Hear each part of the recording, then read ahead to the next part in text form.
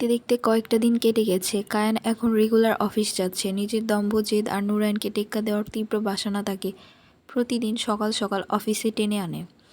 বিজনেসের খুঁটিনাটি জিনিসগুলো কায়ান তার তুখোড় মস্তিষ্ক দিয়ে খুব দ্রুত লুফে নিচ্ছে, যা নুরাইন মুখে স্বীকার না করলেও চোখ দুটো সব খেয়ালই রাখছিল। আজ সকাল থেকে অফিসের কাজের চাপটা একটু বেশি। কায়ান নিজের কেবিনে বসে ল্যাপটপের স্ক্রিনের দিকে তাকিয়ে আছে। দুপুরের পর মাথাটা কেমন যেন জ্যাম হয়ে আসায় চেয়ার ছেড়ে উঠে দাঁড়ালো। ব্লেজারটা খুলে সোফায় ছুঁড়ে ফেলে দিয়ে শার্টের ওপরের বোতামটা আলগা করলো। পকেট থেকে লাইটার আর মার্লবোরো সিগারেটের প্যাকেট বের করে একটা স্টিক ঠোঁটে চেপে ধরল। লাইটারের নীলচে আগুনটা জ্বলে উঠতে কায়ান সিগারেটে একটা গভীর টান দিল। ঠিক তখনই চোখ গেল সামনের ট্রান্সপারেন্ট কাচের দেওয়ালটার দিকে। নুরাইনের টেবিলে ঠিক সামনে দাঁড়িয়ে আছে এক সুদর্শন লম্বা চওড়া তরুণ। সেটা অন্যতম কনিষ্ঠ সফল আর্কিটেক্ট ও প্রজেক্ট হেড আয়মান। আয়মান একটা বড় ব্লুপ্রিন্ট ম্যাপ নুরাইনের টেবিলের ওপর মেলে ধরেছে। নুরাইন চেয়ার ছেড়ে উঠে আয়মানের ঠিক পাশে এসে দাঁড়িয়েছে। ম্যাপের কোণে একটা পয়েন্ট বোঝাতে গিয়ে আয়মানের শরীরটা নুরাইনের বেশ কাছাকাছি চলে এসেছে। কায়ান স্পষ্ট দেখতে পেল নুরাইন চেনা গম্ভীর রূপ ছেড়ে আয়মানের কথার পিঠে বেশ সহজভাবে হাসল। প্রশংসা যা কায়ান নিজের জন্য কখনো শুনিনি। আয়মান নুরাইনের হাসির দিকে তাকিয়ে বেশ মুগ্ধ চোখে দেখছিল। কায়ানের বুকের ভেতরটা হুট করে এক তীব্র হিংস্র আগুনে জ্বলে উঠল। যে নুরাইন তার সামনে এলে চাবুকের মতো কাটা কাটা শোনায়, সে আজ এই ছেলেটার সামনে এত সহজ কিভাবে? নুরাইনের ঠোঁটের কোণে ওই স্নিগ্ধ হাসি সব কিছু যেন কায়ানের সহ্য ক্ষমতার বাইরে চলে যাচ্ছিল। Damn it! কায়ান দাঁতে দাঁত চাপল। হাতের জ্বলন্ত সিগারেটটা পিষে নিভিয়ে দিল। আজ টেক্সটাইল প্ল্যান্টের নতুন ল্যান্ড ভিজিটের জন্য নুরাইনের সাথে কায়ানকে আসতে হয়েছে। জেনেভা শহর থেকে বেশ কিছুটা দূরে পাহাড়ি গ্রাম্য এলাকায় অবস্থিত। 4টা দিন ধরে কায়ান আর নুরাইন প্রজেক্টের সাইট ঘুরে সবটা তদারকি করল। বিকেলে চারপাশটা ধূসর ছায়াময় রূপ নিল। তখন ওরা ফিরতি পথ ধরল। গাড়ি ড্রাইভ করছে নুরাইন। কায়ান পাশের সিটে বসে ফোনে স্ক্রল করছে। তবে অবচেতন মন অনবরত স্টিয়ারিংয়ে ধরে থাকা নুরাইনের দিকেই নজর রাখছিল। পাহাড়ি আঁকাবাঁকা নির্জন রাস্তায় দিয়ে মার্সিডিসটা ধীর গতিতে এগিয়ে যাচ্ছিল। চারপাশটা নিঝুম, কোনো লোকালয়ের চিহ্ন নেই। হুট করে নুরাইন ব্রেক কষল। টায়ারের এক তীব্র কর্কশ শব্দে কায়ানের ধ্যান ভেঙে গেল। What happened? কায়ান ভ্রু কুঁচকে সামনের দিকে তাকালো। সামনের দৃশ্যটা দেখা মাত্রই কায়ানের চোখ দুটো শুরু হয়ে এলো। রাস্তার ঠিক মাঝখানে একটা গাছ পড়ে পুরো রাস্তা ব্লক করে রেখেছে। চারপাশে পাইন বনের আড়াল থেকে ঝড়ের গতিতে 4-5 জন মুখোশধারী সশস্ত্র লোক বেরিয়ে এলো। প্রত্যেকের হাতেই অস্ত্র। নুরাইন রিভার্স গিয়ার দিতে গেল, কিন্তু ততক্ষণে অনেক দেরি হয়ে গেছে। 2জন লোক গাড়ির উইন্ডো স্ক্রিনে বন্দুক তাক করে দাঁড়ালো, আর বাকি 2জন এসে লক করা দরজার কাঁচ ভাঙার জন্য ভারী হাতুড়ি দিয়ে আঘাত করল। মুহূর্তের মধ্যে ড্রাইভিং সিটের পাশের কাঁচটাও ভেঙে চৌচির হয়ে গেল। কায়ান এক হাত দিয়ে নুরাইনকে নিচের দিকে টেনে আড়াল করতে চাইল। ওরা অত্যন্ত পেশাদার এবং ক্ষিপ্র। কায়ান সিট বেল্ট খুলে ওদের ওপর চড়াও হতে যাবে, ঠিক তখনই কপালে এসে ঠেকল একটা রিভলভারের নল। Don't even move! কায়ান দেখল অপর 2জন লোক নুরাইনের মুখে ক্লোরোফর্মের রুমাল চেপে ধরেছে। নুরাইন কয়েক সেকেন্ড ছটফট করতে করতে গড়িয়ে পড়ল। নুরাইনের এই অবস্থা দেখে কায়ানের ভিতরে হিংস্র পশুটার যেন খাঁচা ভেঙে বেরিয়ে আসতে চাইল। চোখ জোড়া রাগে রক্তবর্ণ হয়ে উঠল। নিজের জীবনের তোয়াক্কা না করে সামনের লোকটার কলার চেপে ধরে গেল, কিন্তু পেছন থেকে অন্য একজন বন্দুকের বাট দিয়ে তীব্র এক আঘাত করল। আহ! কায়ানের মস্তিষ্কটা মুহূর্তের মধ্যেই ঝাঁকুনি দিয়ে উঠে। চোখের সামনে চারপাশে আলো আঁধারে ঢেকে যেতে লাগলো।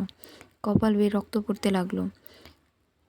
এই পাহাড়ি অঞ্চলের কুখ্যাত লোকগুলো আসলে পেশাদার হাইজ্যাকার ও অপহরণকারী, যাদের কাজই হলো নিরিবিলি ভিলেজ এরিয়ায় ধনী ট্যুরিস্ট বা দামি গাড়ি দেখলে আটকে কিডন্যাপ করা এবং পরে ওদের ফ্যামিলির কাছে বিশাল অঙ্কের টাকা দাবি করা।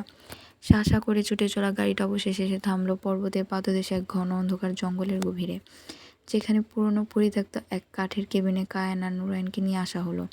বেশ কিছুক্ষণ পর কায়ানের চোখের পাতা খুলে পুরো ঘরটা অন্ধকার, শুধু সিলিং থেকে একটা টিমটিমে হলুদ বাল্ব জ্বলছে।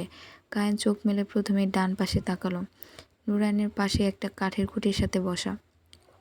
2জনেই হাত পা দড়ি দিয়ে বেঁধে রাখা হয়েছে। কায়ান নিজের শরীরটা নাড়ানোর চেষ্টা করতেই ঠিক তখনই কেবিনের কাঠের দরজাটা শব্দ করে খুলে গেল। ভেতরে ঢুকলো 3-4 জন লোক। একজন কায়ানের দিকে তাকিয়ে দামি রোলেক্স ঘড়ি আর মানিব্যাগটা টেবিলের উপর ছুঁড়ে ফেলে কর্কশ গলায় বলল, অবশেষে বসের ঘুম ভাঙল। টাকা পেলেই তোমরা মুক্তি পাবে, তার আগে নয়। কথাটা বলে ওনাদের মধ্যে এক নোংরা উস্কো খুস্কো চেহারা লোক নুরাইনের দিকে এগিয়ে এলো। লোকটার চোখে এক কুৎসিত চাহনি ফুটে উঠল। নুরাইনের কাছে এসে নুরাইনের ফর্সা গালটা নিজের নোংরা হাত দিয়ে জোরপূর্বক চেপে ধরল। বাহ, মেয়েটা তো দারুণ দেখতে। লোকটা বিশ্রীভাবে হাসল। নুরাইনের চোখ দুটো রাগে আর ঘৃণায় জ্বলে উঠল।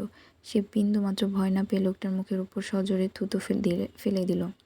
ইউ বাস্টার্ড, হাত সর আমার গা থেকে। নুরাইন গর্জে উঠল।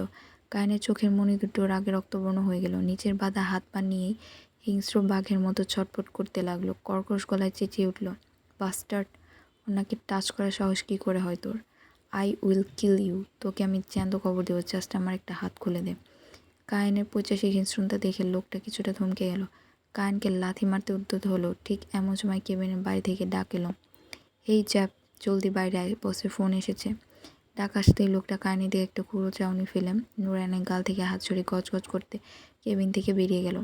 বাকি লোকগুলো পেছন পেছন দরজা আটকে বাইরে চলে গেল। কেবিনের ভিতর আবার এক থমথমে নীরবতা নেমে এলো। কায়েন তখনও রাগে জোরে জোরে শ্বাস নিচ্ছিল। কপাল বেয়ে পড়া রক্তের দাগটা শুকিয়ে গেছে। নুরাইন একটা দীর্ঘশ্বাস ফেলে কায়েনের দিকে একটু মাথা ঘুরিয়ে বলল, শান্ত হও কায়েন, ওভাবে চেঁচাচ্ছ কেন? এই মেন্টাল কন্ডিশনে রাগ দেখালে ওরা আমাদের মেরেই ফেলবে। আমি শান্ত হব কীভাবে? আমার চোখের সামনে আমার এই রূপসী বউটার গাল একটা নোংরা লোক এসে ছুঁয়ে যাবে, আর আমি স্বামী হয়ে সেটা সহ্য করব? তবে লোকটার মুখে ভাবে থুতু দিলেন, উফ, আপনার এই ডেঞ্জারাস রূপ দেখে তো আমি এখনই আপনার প্রেমে পড়ে যাচ্ছি। শাট আপ কায়েন, এই কিডন্যাপিংয়ের মধ্যে তোমার এসব সস্তা ফ্লার্টিং বন্ধ হবে না? একটু প্র্যাকটিক্যাল হও। নুরাইন চাবির রিংয়ের একটা ধারালো অংশ হাতের মুঠোয় চলে এসেছে। নুরাইন চাবির রিং দিয়ে পেছনের গিটটা কাটতে শুরু করলো। এক অলৌকিক কাজ করলো।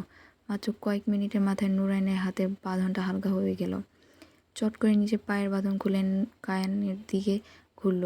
কায়ান চোখ বড় বড় করে নুরাইনের এই বুদ্ধিমত্তা দেখছিল। নুরাইন দ্রুত কায়ানের হাত ও পায়ের দড়িটাও খুলে দিল। মুক্ত হতে কায়ান সুনাম শরীরটা এক ঝটকায় সোজা করে দাঁড়ালো। এবার দেখাবো ফাইট কাকে বলে। কায়েন নুরাইনের দিকে তাকিয়ে চোখ টিপ দিল। ঠিক তখনই দরজার ওপাশে পায়ের আওয়াজ পাওয়া গেল। নুরাইন দরজার আড়ালে গিয়ে দাঁড়ালো আর কায়েন মেঝেতে আবার বাধা থাকার ভান করে বসে রইল। দরজা ঠেলে সেই লোকটা ভিতরে ঢুকতে নুরাইন পেছন থেকে মাথায় একটা ভারী কাঠের টুকরো দিয়ে সজোরে আঘাত করলো। লোকটা আর্তনাদ করে মাটিতে পড়তে যাবে, ঠিক তখনই কায়েন মেঝে থেকে এক লাফে উঠে ঘুষি বসিয়ে দিল।